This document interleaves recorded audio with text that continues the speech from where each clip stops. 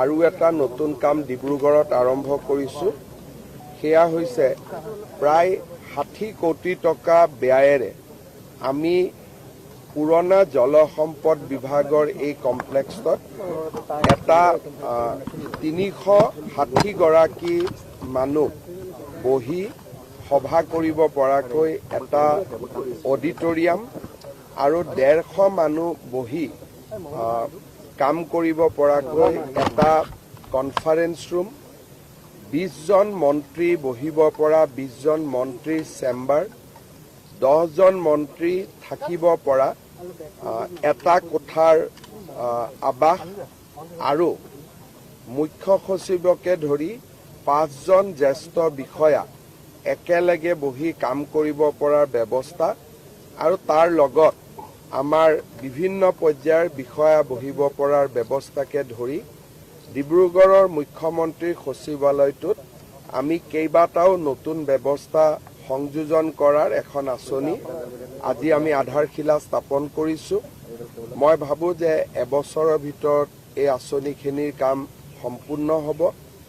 অহা 2 মাহৰ ভিতৰত আমি ডিব্ৰুগড়ত বিধানসভাৰ নিৰ্মাণৰ কামো হাতত ল'ম। তাৰ প্ৰস্তুতি এতিয়া পূৰ্ণ পৰ্যায়ত আছে আৰু বিধানসভাৰ লগতে 1000 মানুহ বহিব পৰাকৈ এটা আটকধুনীয়া অডিটৰিয়ামো আমি নিৰ্মাণ কৰিম। বিধায়কৰ আৱাস আদিও আমি নিৰ্মাণ কৰিম। এই প্ৰকল্পটো আমি অহা 2 মাহত কাম আৰম্ভ কৰিব পাৰিম বুলি আমি বিশ্বাস ৰাখিছোঁ। ডিব্ৰুগড়ত অসম চৰকাৰৰ কাম কাজ পৰিচালনা কৰিব পৰাকৈ সকলো প্ৰকাৰৰ সুবিধা যাতে আমি কৰিব পাৰোঁ তাৰ বাবে আমি নিৰন্তৰ প্ৰচেষ্টা চলাই আছোঁ আৰু সেই প্ৰচেষ্টাৰ অংশ হিচাপে আজি আমি 60 কোটি টকাৰে এই মুখ্যমন্ত্ৰীৰ সচিবালয়ৰ লগত মন্ত্ৰীসভাৰ ব্যৱস্থা, মুখ্য সচিবৰ ব্যৱস্থা দিও আমি আজিৰ পৰা নিৰ্মাণ কৰাৰ কাম আৰম্ভ কৰিম। আপোনালোকে যদি কিবা সুধিব বিচাৰে সুধিব পাৰে।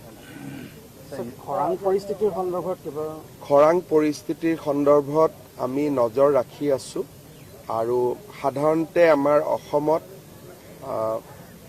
আগষ্ট মাহলৈকে আমি কঠীয়া পাৰিব পাৰোঁ। বিনা 11 বুলি আমাৰ এটা ভেৰাইটি আছে যি 3 মাহত ধান উৎপাদন হ'ব পাৰে। সেইবাবে আমি পৰিস্থিতিটো অকণমান নজৰত ৰাখিছোঁ আৰু যদি আমি বৰষুণ নাপাওঁ তেতিয়াহ'লে আমি আনুষ্ঠানিকভাৱে খৰাং ঘোষণা কৰিব লাগিব আৰু তাৰ ব্যৱস্থাও আমি ইতিমধ্যে প্ৰস্তুতি কৰি ৰাখিছোঁ। খৰাং ঘোষণা হ'লে PM ফচল বীমা যোজনা আৰু আমাৰ যাক ষ্টেট ডিজাষ্টাৰ ৰেছপন্স ফাণ্ড এই দুইটাৰ পৰা আমি ৰাজ্যৰ কৃষকসকলক সহায় কৰিব পাৰিম। গতিকে তাৰ ব্যৱস্থা আমি ইতিমধ্যে সাজু কৰি ৰাখিছোঁ। আজি মই গুৱাহাটীলৈ উভতি যাম। যাওঁতে উৰিয়াম ঘাটত অকণমান সময় ৰখি হয়তো মই অঞ্চলটো এবাৰ পৰিভ্ৰমণ কৰিম। सर बेरी वाइट जो हेरिटेज बिल्डिंग है वो 15 महीने में कंप्लीट होना चाहिए था 2018 से। देखिए ये कोई आप लोग DC को ही पूछिए, इसलिए कुछ NGO से ये काम हो रहा है। मेरे लिए टिप्पणी करना ठीक नहीं है। आप DC से एक बार पूछ लीजिए, ठीक है।